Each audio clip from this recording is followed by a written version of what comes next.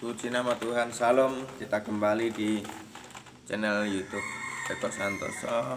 Guys, jangan lupa subscribe, like, share, bunyikan lonceng.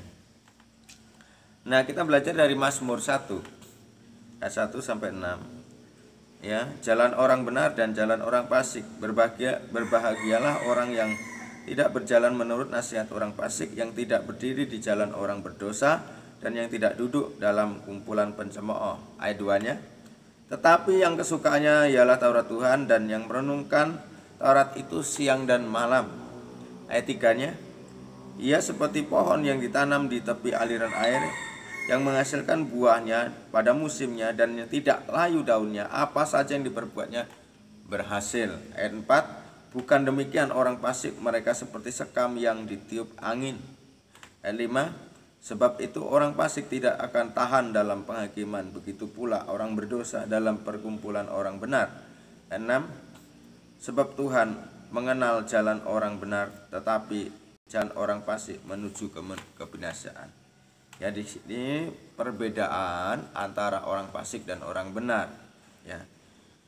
Nah, orang fasik mungkin ciri-cirinya mengandalkan diri sendiri, tidak mengenal Tuhan, ya, tidak pernah beribadah, tidak mau berdoa, tidak mau menari-nari bagi Tuhan, tidak mengucap syukur bagi Tuhan, sombong, angkuh, tidak mau ditegur, tidak mau dinasihati, sok pintar, ya, mungkin tidak mengenal Tuhan, tidak mengenal kebijaksanaan, tidak mengenal hikmat. Itu orang-orang fasik, ya.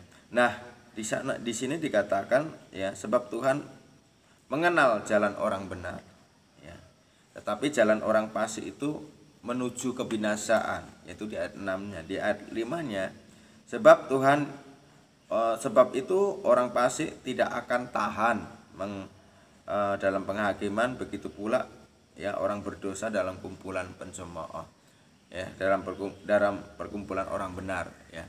Jadi orang-orang fasik tidak tahan duduk berbicara dengan orang-orang benar, ya.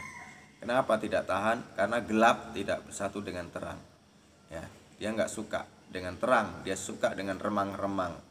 Ya, ayat 4, bukan demikian orang fasik, mereka seperti sekam yang ditiup angin, ya. Jadi seperti sekam padi, seperti debu, karena angin terbang, ya.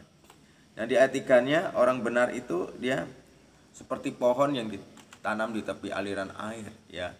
Dia berakar, dia bertumbuh besar, dia berbunga, dia punya ranting, dia besar, ya.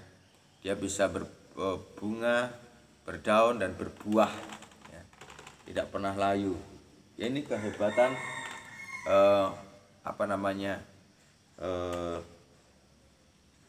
orang benar, ya, mengandalkan Tuhan, ya. Dia kesukaannya ialah Taurat Tuhan, merenungkan Taurat itu siang dan malam. Nah, ini yang perlu diperhatikan, ya.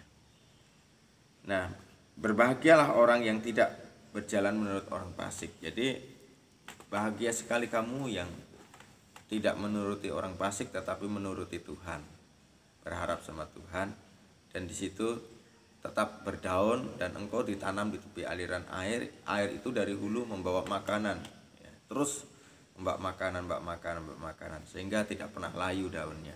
Salam, Tuhan Yesus memberkati. Inilah renungan pagi, ya. Kita berdoa untuk orang-orang benar. Terima kasih Tuhan, berkati orang-orang benar terus untuk tetap setia, taat, mengasihi, bersukacita.